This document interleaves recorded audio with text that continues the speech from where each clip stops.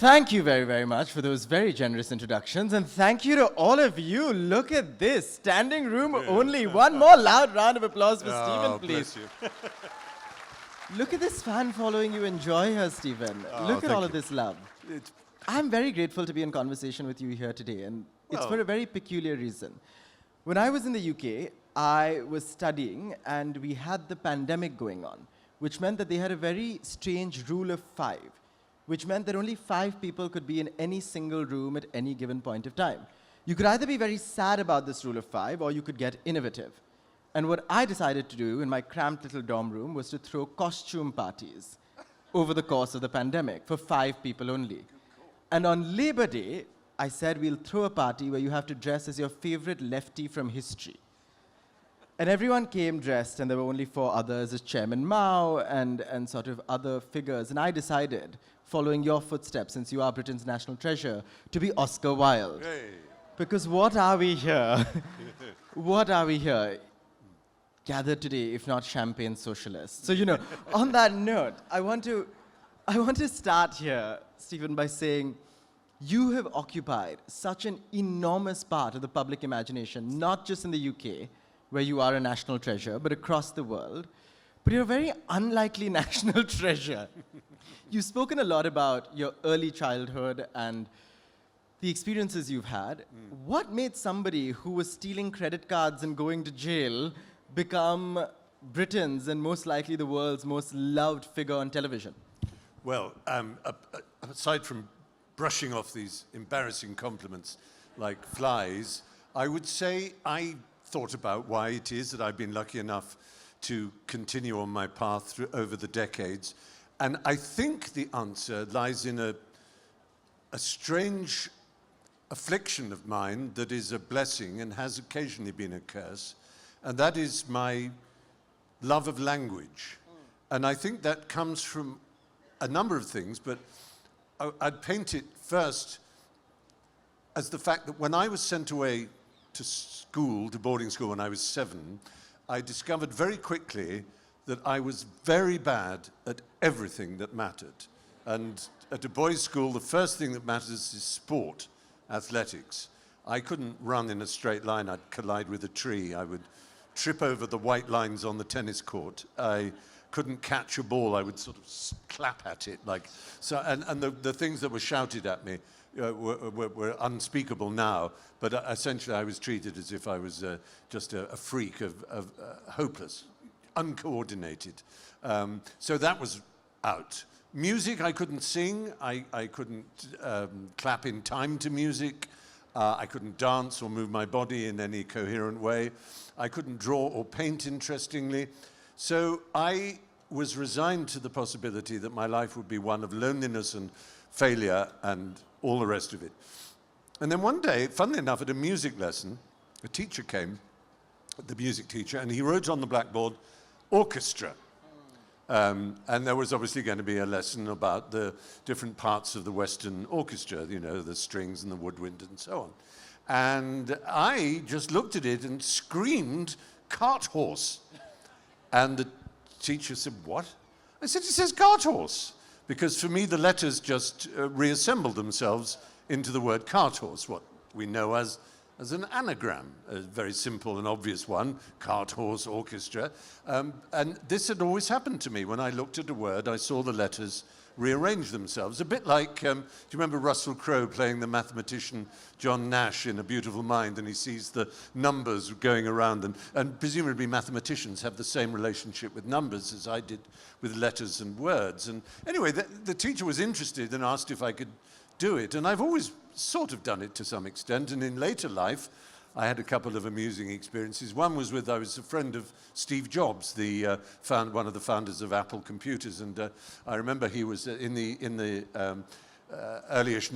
mid-ish, late 90s when he'd come back to Apple, and he was telling me about the latest laptops, the power books as they were called. Do you remember the apricot-colored ones, the clamshell ones? And I said, laptop machines are really interesting. And he said, duh.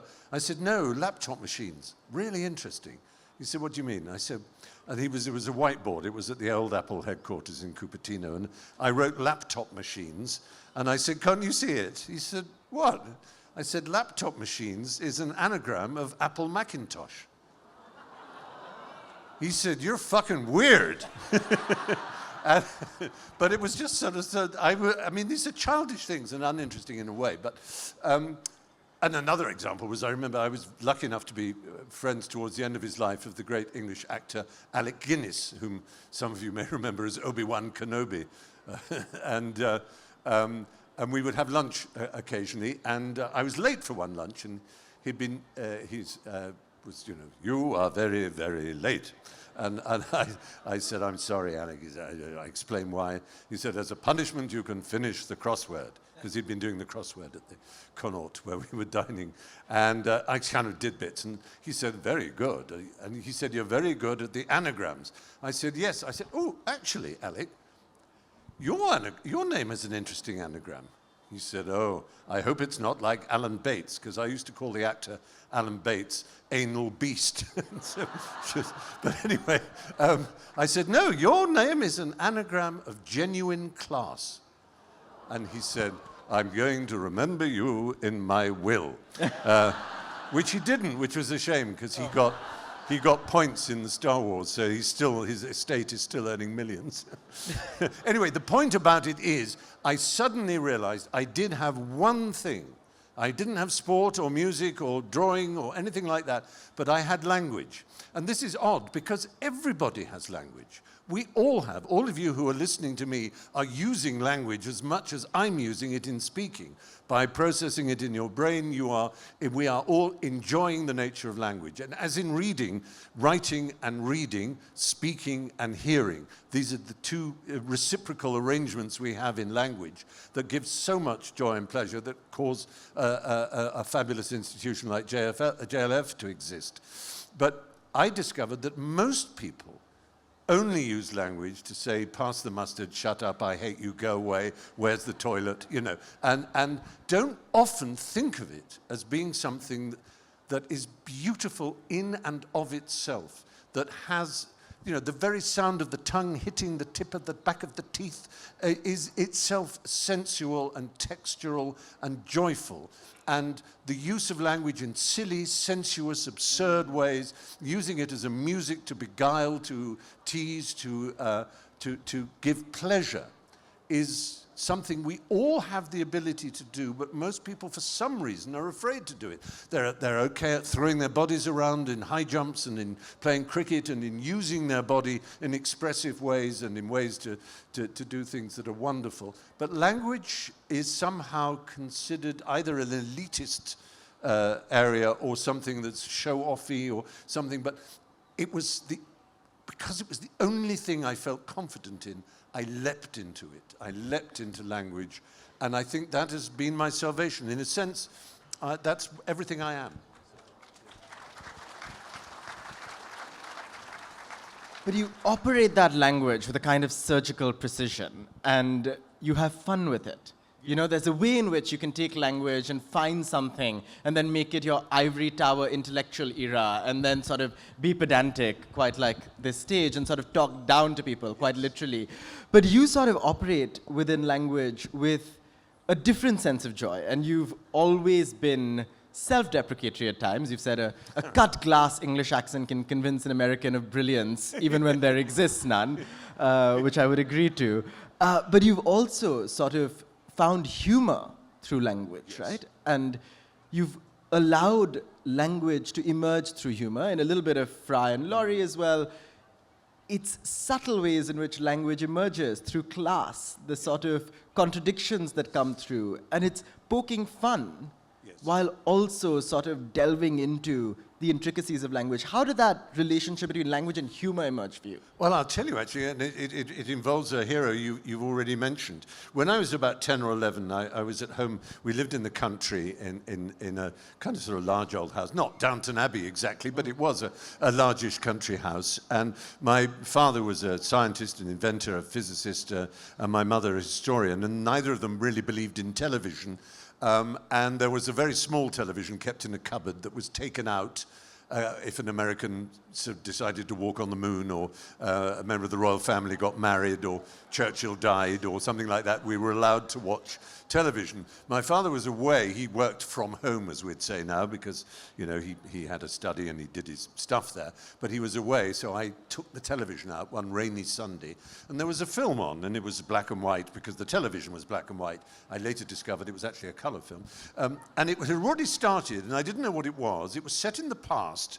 It wasn't Shakespearean, it wasn't Jane Austen, it wasn't Charles Dickens. It was somehow in the past, and I couldn't quite place it. But everybody was speaking in the most extraordinary way. I'd never heard anything like it. And I remember a beautiful girl sitting at a desk, and a young man knelt in front of her and says, "I hope I shall not offend you if I state quite openly and frankly that you seem to me to be in every way the visible personification of absolute perfection." And I felt as if I'd been sandbagged. I couldn't believe language could do this. And the play continued like this.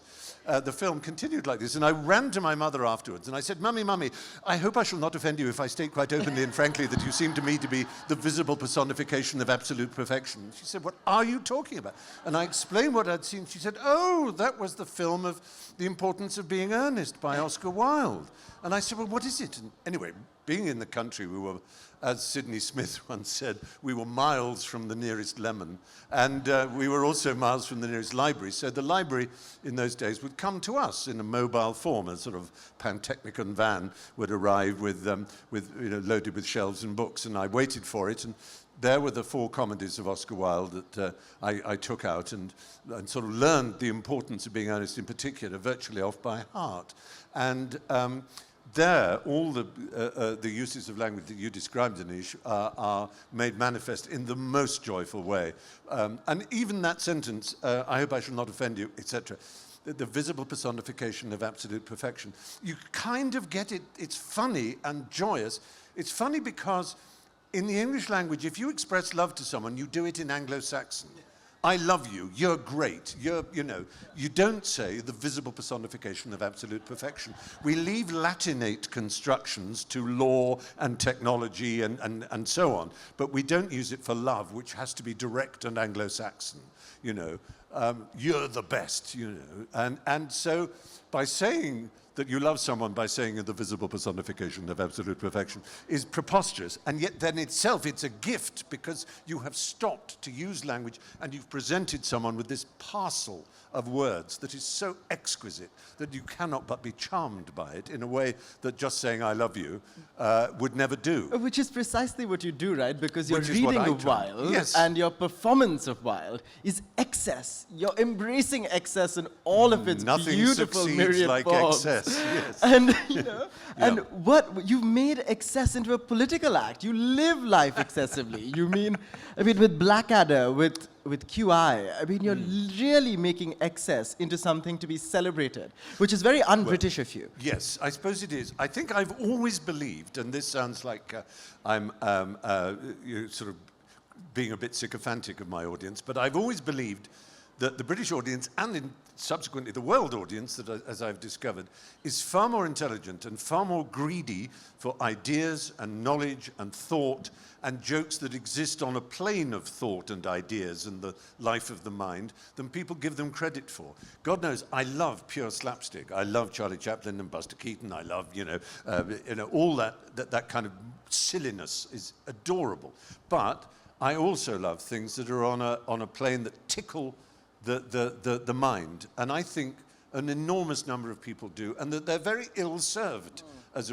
Television executives are terrified, or have been terrified, of that kind of thing. Oh, people will think it's, elitist or whatever, and I don't believe that. Of course, some people will. Some people will just go, "Oh, long words, just showing off," and fair enough. People will think that, but I think, and these events prove it, there's an enormous appetite for having our intellectual glands tickled and for being awoken to the beauty of language, the expressiveness of it, and to ideas that challenge and provoke and go backwards. And Wilde, as the great paradoxicalist, is always doing that. I'm always finding myself repeating ideas of his, where, like when he said to Bosie, when they first met, I love young people. They have so much more experience than, and you know, that's an obvious paradox. How can young people have more experience than old people? But whenever I meet young people, I'm always astounded. I've just been in a production of The Importance of Being Earnest. I played Lady Bracknell for 4 months in the West End. So the rest of the cast were mostly very young, who were playing the young lovers. And they were constantly talking about things I'd not heard of, and places and ideas and young musicians and things that and I found myself thinking exactly the same. I love the young because they're so much more experienced. And life is full of these paradoxes, and I think they give pleasure and they make us smile, but they also make us think. And Wilde did that. He made us think. By reversing everything Victorian, the standard Wilde epigram is a reversal of what is acceptedly true. So the sort of cheapest and most obvious would be something like, work is the curse of the drinking classes. Which is a very good phrase, because of course the average Victorian was busy saying, drink is the curse of the working classes. You know, if they didn't drink so much, the working classes would be more industrious and they wouldn't, have such terrible lives. It's their own fault for drinking too much. But he, by reversing it, saying by saying work is the curse of the drinking classes, he's showing that if you turn something upside down, it's just as true. There are the drinking classes, the lazy Victorian people who drink, and they are afraid to work and to think. And if you can turn a morality upside down and show it to be just as true, then it means there is something wrong with the fixed and frozen world in which he grew up, the Victorian world. And there's something powerful about that, right? Because in some ways, not embracing that excess is boring. To be sort of segmented into categories, to be told that this is a kind of humor that exists in this form, and this is something that cannot exist in such a form, is boring above all else. And you've said, a quote that stayed with me multiple times over, is that we are not nouns, we are verbs. Yes. And how do you sort of embrace this excess, not just as a matter only of language, but also in a time when we're all being divided into categories and algorithms and boxed into sort of age, class, religion, gender, sexuality, and all of these boxes as products? How do we keep our sense of being a verb, of being a process, of moving and not changing and being in flux? I mean, yes, it's Heraclitus all the way back, but T.E. Hume, the English philosopher-poet, he described us in the wonderful phrase as a concrete flux of interpenetrating intensities. And that's a bit of a tough one to go through. But it was one of the founding ideas of modernism, is that things were, and why the Chinese character was so welcomed, because it contained the movement and the idea of things rather than fixing them. But that's what I really mean by being not a noun. I mean, it's an old phrase. I won't be labeled, it's another way of putting it. But Wilde put it very well too, that he called it the dynamic life, or the artistic life that he then redefined as being dynamic. He said, anybody who knows what they want to be, a judge, a grocer, a general, even a writer or a poet, if they know they want to be that, they will become it. That is their punishment. But if you don't know who you are and what you're going to be, then every day, every year is a surprise, a shock, a disappointment, and that is your reward. Because, as he also put it, you have to taste every fruit of every tree of every orchard in the world, and some are addictive and terribly dangerous, some are toxic and will kill you, some are boring, some are, but to end your life not having tried them is an insult to creation. You don't have to believe in a creator God to say that. Yeah. And so I think we should be allowed to make mistakes, because we will try fruits that don't suit us. I had a long period of drinking too much and taking cocaine too much and wasted many, many years, it might be thought.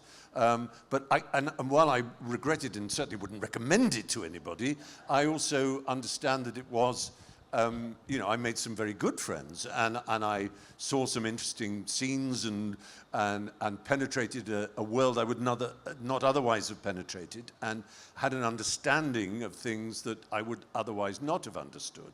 And I think I overdid it. A friend of mine, I think I can quote him, he won't be ashamed about this, the writer Jay McInerney, who wrote Bright Lights, Big City, the great New York novel of the 80s, he said, Stephen, he was giving me advice, when you're born, you are given a swimming pool of vodka and a bathtub of cocaine. You can't have any more than that. I think you're on your second bathtub and your second swimming pool. It was his advice for me to stop. So I stopped for that reason, and I'm still alive, thank goodness. But yeah, I mean, there are many things in life that are dangerous and difficult and dark, and there are many things to be ashamed of. I think one can be sorrowful about things you've done to yourself, but ashamed about things you've done to other people. You have the right to be difficult and dangerous in your own life and to cause yourself trouble, but not to cause trouble to others. So, I mean, this is what I used to say in the 80s when people, said, why did you come out as a gay man? Why did you do that? You didn't need to. And indeed, I didn't need to, as it were. And I said, well, because I don't think I'm not going to force everybody who's in the closet, as we used to say, to come out, but I refuse to be ashamed of who I am. I can only be ashamed of what I do. And if I do something bad, I can be ashamed of it. And I might hide it out of shame. But to be ashamed of what you are, to be ashamed, and for so many thousands of years, and this, the Genesis myth is one of the myths that tries to explain it. We've been ashamed of having a penis and breasts and a vagina. It's quite extraordinary. What an animal must think of us for being ashamed of that and for thinking they should be covered, as God rightly says to Adam in the garden. Not that I'm, as you probably know, I'm an atheist, but, he says, who told you you were naked? Which is such a great question. Where did this idea come from that we should be ashamed of how we are born and who we are? There's so many things to be ashamed of, but those are not amongst them. And yet, most of our lives, we are covered in shame for who we are. And that's a terrible thing and something one tries to avoid. Yeah. And I think perhaps, I don't mean to age you or call you old, but you sit here. But you sit here and you talk, Stephen, like an oracle. You've always been ahead of your times. You quit social media long before all of us should have. Yeah. And we bear the sort of repercussions of that even now in these dopamine loops we sort of find ourselves in. But what I want to get at here is that you've marked in your sort of refusal to be boxed in, to sort of reimagine a point that we've reached, perhaps, at the end of the process of Enlightenment rationality, where you've seen a sort of Enlightenment project that seeks to bring order into a world of chaos, collapse under its own weight, where today, in the age of large language models and generative AI, if you know what you want, you can get what you want. But the precise way to fight that is by not knowing what you want and giving in. And you've done that, but you've struggled with that. You've spoken about your experiences with bipolar disorder.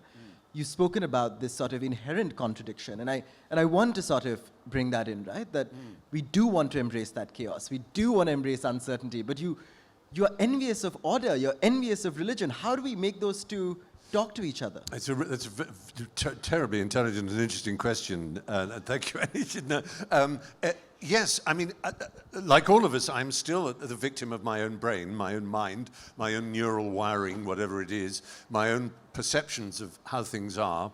And because I have this mental disorder called bipolar disorder, which is characterized by the current thinking in psychiatry as a mood disorder, which I describe as a climate condition, if you like, a weather condition at least. That's to say, it doesn't alter one's personality, but it alters the way you perceive the world around you. And so when it's raining, it's real.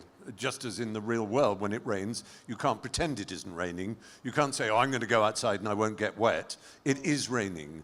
And sometimes your mind, it's raining. It's dark and it's cloudy, and you can't pretend it isn't real. You can't just say, no, this isn't happening. But also, as with the weather, you can't say it's your fault. You didn't make it rain. And it would be a mad act of solipsism or narcissism to suggest that you were responsible for the rain. Similarly, you can't ever be sure when it'll go or how it'll go. You can't make it go away, but you can be pretty certain, based on experience, that it will go away. The sun will come out. So you live in a constant state of a slight vulnerability to your own mind. So however much you're, and I'm making a mind-brain distinction here that may or may not be real.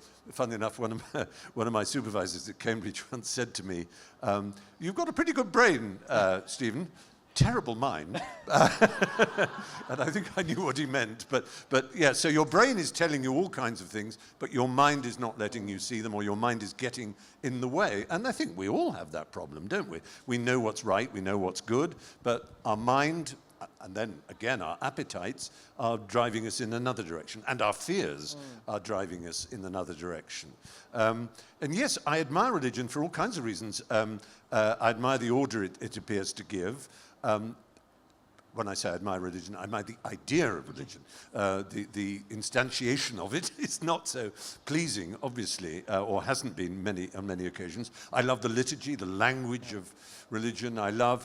Because I love above all metaphor and ritual. I love the idea that you can express deep truths in theatrical, dramatic, and ceremonial fashions. You see this everywhere, in every culture I've ever visited.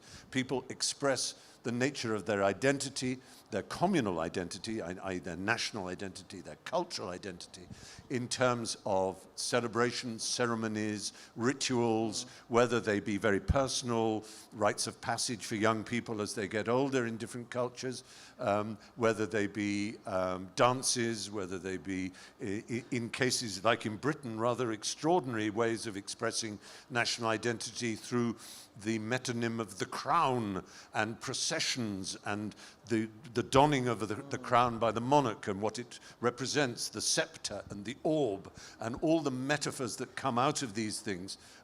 They're preposterous in many ways, but I think there's something very admirable about humans using those rather than trying to freeze them, much as I love language, into constitutions and into words which can always be given a different twist. That I think we respond very well to ritual and ceremony.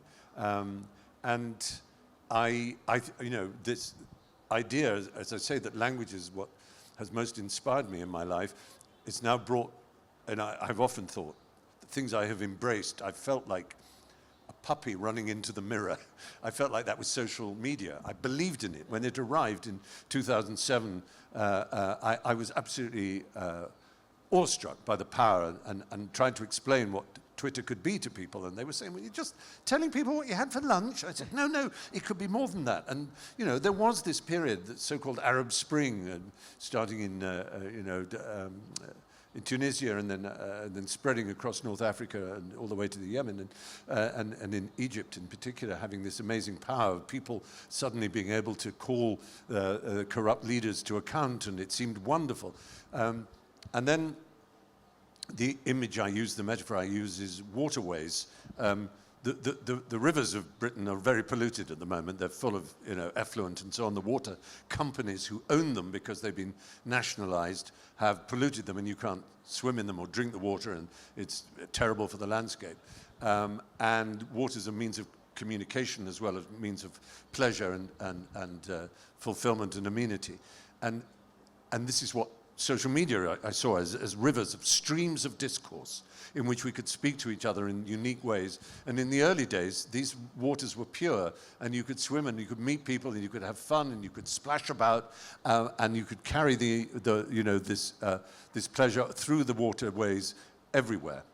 But since they have become part of the larger capitalism of Silicon Valley and beyond, they have become more and more polluted. Just as in industry the rivers became polluted, now they are contaminated entirely. You wouldn't want your young children swimming in these streams of discourse. They are polluting and contaminating the minds of those who swim in them, and they have become the very opposite of what they were. And this seems to be a rhythm that happens throughout history. It happens to real rivers when Industrial Revolution happens. People are so interested in just making the money, incredible money there is to be made out of grinding out your product, that whatever poison you push into the streams doesn't matter until people start dying. And similarly, when it's a metaphorical river like social media, people are pumping poison into it, and the profits are huger and huger, and we're slowly beginning to understand the terrible consequences of allowing this to happen. And I'm going to have to cut this river short here, because the river we have on social media has been cut off by you, so people don't get to ask you the questions that they used to be able to. So I want to open up for questions. We have around 5 minutes for questions, so can we please get some hands up in the audience there? Yes, the lovely gentleman with the glasses. Others who want to ask questions, can you please raise your hands? Lovely. The lovely gentleman. Mr. Fry, you have played countless roles over so many decades, and The Master of Lake Town and Hobbit was one of the most memorable for me, being a nerd. So my question is, do you think the commercialization of fantasy cinema has turned epics and myths into products? Because these days, the fantasy movies do not capture that kind of music which Harry Potter, The Hobbit, The Lord of the Rings did, sir. I understand. Yes, that's a good question. And, fantasy literature is not my absolute favorite thing in the world, but I, see its value. And having, done the audiobooks for all the Harry Potter books and for being involved with the Hobbit films, as you mentioned, it's been very interesting to watch. And I do believe that in fantasy, it really, really works when you read it on the page, because the figures that are fantastic, that are godlike and have extraordinary powers and can change shape and so on, when they do it in your head, in your imagination, they have a power that no CGI, no clever visual effects can match. And I think we had a session earlier on the Odyssey, and it's very noticeable that in films of Greek myths these days, like Troy and the ones, the return that Ralph Fiennes did of the Odyssey last year, and the one coming from Christopher Nolan, they don't include the gods. Because when you see the gods in a film, you think, oh, that's just ridiculous. Some big English actor going, oh, it's just sort of really silly. The gods have to be in here. That's where they live. And I think it's true of a lot of fantasy characters, that no matter how clever the visual effects, in the end, it's on the page that they thrive. Thank you. The gentleman there at the back in the blue.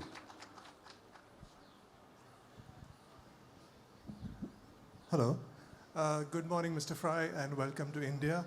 Or may I call you Jeeves? You may. Grew up reading the works of authors such as Mr. Woodhouse. Have you ever considered lending your expertise to Indian cinema? I'm sure there's a lot that we could learn from your perspective on things. That's a wonderful question. I mean, Indian cinema obviously is the most thriving cinema in the world, and I did have a period about 15 years ago. I came to India to raise money from Indian film producers to make a film about a great Indian figure, Ramanujan, the mathematician, the Tamil mathematician, a man I've always been deeply fascinated in, probably one of the greatest mathematicians who ever lived, the most naturally gifted mathematician, whose story is a remarkable one. I don't know if you know it, but he came to Cambridge, and he came from from a Brahmin caste, and he had never worn shoes in his life, let alone worn a suit, and he had to arrive in a cold Cambridge at the time of the First World War. Had a most extraordinary relationship with the great mathematician Hardy. Anyway, I wanted to make a film about it. And I went to the palace in Delhi, amazingly, the great Lutyens Palace, to meet the president then, who was an ex-physicist himself and a great admirer. He gave me advice about it, and I met some producers and so on. And in the end, a film was made about Ramanujan called The Man Who Loved Infinity, and I played the part of a clerk who worked and employed Ramanujan, and I filmed in Chennai for a couple of days, a very small role, but Jeremy Irons played Hardy, and Dev Patel played Ramanujan. And it was a good film. I enjoyed it, but it's still a wonderful story to be told. That's the closest I've come, but I'm very, very open to it. But you won't get me singing and dancing in a Bollywood epic, I'm afraid. That you really wouldn't have the stomach for that. But thank you for the question. Thank you. And the last question to the young lady here on the floor. Hello, Mr. Stephen Bright. My name is Sharif Vijay, and I've actually watched the Pocoyo show as a child, and I was wondering, how was your experience working in the show? Well, that's really interesting. You mentioned a show called Pocoyo, which is made for young preschool children. It's an animated film, and I narrated it, a number of series of it. And it's only really parents with young children or young children who've grown up a little, like you, who know about it. It was an enormous pleasure to make. And I suppose I can spread the question out into the fact that I've had the good fortune to narrate a number of children's things. I've done the Paddington books a little, and all of J.K. Rowling's Harry Potter, as I mentioned, and a few other children's things. And it's always an immense pleasure, because again, one's using language and the sound of the voice on the ear of a young person. One hopes to encourage them in the recognition of the beauty of storytelling, the real pleasure of leaning forward and wanting to know what happens next, the comedy and the excitement and the connection that comes from shared storytelling and the human voice, which I think, as we move into the age of AI, is becoming more and more valuable. These moments, these festivals, they seem big now.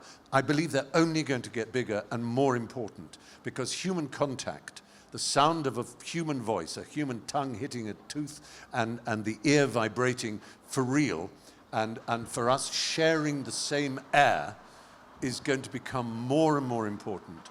And it begins with children understanding and one hopes celebrating the pleasure of storytelling around a fire. It's how we began as a species, telling each other stories about ourselves. And now we need it more than ever. And if I can say so, hurrah for JLF for being one of the great exemplars of that. No, Stephen, I've spent many a JLF here in Jaipur. Never before have I had time being added for a conversation. So we're very lucky. We're not getting you off stage, so we have another 5 minutes. So thank you very much for 5 more minutes of questions. The lovely gentleman there with the glasses. Yes, if you could stand up. Mr. Fry, how did you prepare to play the role of Oscar Wilde, and was it a life-changing experience for you? Because he was your hero and idol, I think, throughout your life. Yes, he was. You're quite right, and it was very terrifying. I was quite scared because I hated the idea of failing, not just for my own shame and embarrassment at failure, but also because I didn't want to sort of let down how a new generation might perceive Oscar Wilde and his life and his works. But then again, I was damned if anyone else was going to do it, if I was going to get the chance. One of the things about film, of course, is the act of making a picture is very technical indeed, and as you probably know, very rarely is it shot in sequence. So while I was making it, I remember one evening, I had a brief drink with someone because we were filming quite late, and I just sort of said I'd see them for a drink afterwards, and they asked me, do you take Oscar home with you? Which seems a reasonable question. Well, I said, today we were at the studio, we were doing it in Shepperton Studios, we were doing 2 scenes. In the morning, we did a scene with Oscar on the treadmill in prison. When he first was in prison, before he became a bit iller, he was made to do what everyone was made to do, and that was stand on a treadmill, treading this huge kind of wheel. It didn't do anything. It didn't dry clothes or, wash or produce power or grind corn. It was a pure punishment wheel because his sentence was 2 years hard labor when he was sent to prison. he was in agony, of course. It was absolute. He was the center of the biggest scandal of the Victorian age. His name was now spat by people, could hardly be spoken by his friends, a bit like Christ. You know, he was denied by his own disciples. And he was at the lowest possible ebb a human being could be, really. Utter despair and despised and rejected of men. And then in the afternoon, we shot a scene where he's sent down into a silver mine when he's a young man touring America with his whole life in front of him, the most brilliant student that Oxford had produced for generations. His name already famous for the way he spoke and the way he dressed, even though he had not written anything great yet. He was already bound for glory. Everybody predicted nothing but wonderful future for him. And that was the Oscar I was playing in the afternoon. So which one would I take home? A man crushed or a man full of hope?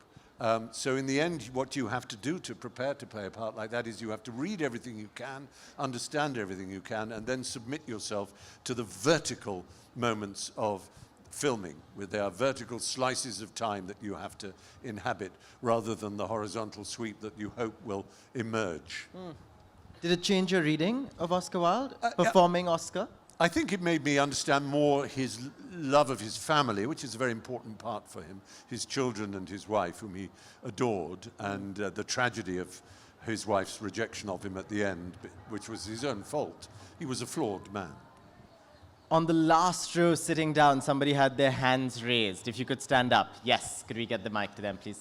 Hello, I want to ask, does that feeling of alienation that comes sometimes just by being different, I'm putting that in quotes because sometimes it's out of our control, so does that feeling of alienation ever go away as you age? What a brilliant question, and I'm afraid, although I'm also pleased to say the answer is no. I still feel as if I was dropped into a world into which I, frankly, had no reason to be dropped and had sort of, well, an alien. Alienation is right, that, I had this view when I was a child that when I was walking along the street, everybody who passed me was like an extra in a movie. They'd been given the role of being someone to convince me that there was a real world, and that around the corner there was an assistant director saying, he's coming around the corner, okay, you're a window cleaner, you're a wife with 2 children shopping, shout at your children, you're a driver, you're just a businessman walking along, okay, he's coming. And then I go around the corner and there are all these people living their lives. But are they real? Are they as real as mine? I couldn't really believe it. I mean, I'm talking about when I was a teenager. That solipsism, that sense of being alone in the world and being the only real person who felt things, who saw things, who understood things, who was moved by nature truly. And then you read poets and others who seemed to share this sense of both absolute connection with nature and a sense of astonishment at the world, but also a sense of alienation from it and separation from other people. It's kind of arrogant and absurd, because my greatest, as it were, successes have been from trying, I suppose, to share my experience and to show that we are all one and that we do have the same experience. But the paradox is we all have the same experience of refusing to believe we have the same experience, if you see what I mean, this sense of difference. But I think the alienation is the nature of the modern hero. We are both, the way I put it in my first autobiography was that we both yearn to be a part of the tribe, a part of the crowd, a part of the world, to be accepted, to be loved and hugged and embraced into the world, and we long to stand apart from it, to be different. Who stands strongest stands most alone, I think is one of the, Ibsen, is it the Master Builder? Or, and we want to be different from everyone else. And it's that push and pull, that tension between belonging and wanting to stand apart that I think energizes not just the artist, but certainly does energize the artist, but energizes all of us who kind of still refuse to freeze into a fixed morality and a fixed view of the world and live that dynamic life that Wilde talked about.